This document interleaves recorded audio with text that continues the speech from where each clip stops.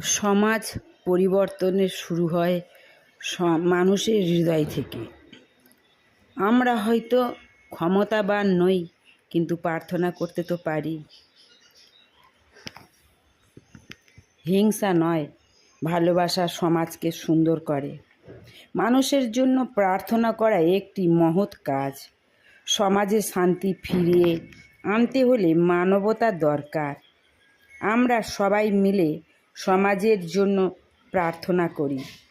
মানুষের মুখে হাসি ফোটানোর আসল মানবতা। নেতারা যেন সত্য ন্যায়ের পথে চলেন, সমাজের ভালো মানুষেরা যেন আরও শক্তি পান, কষ্টে থাকা মানুষ যেন শান্তি খুঁজে পায়। জয় জি।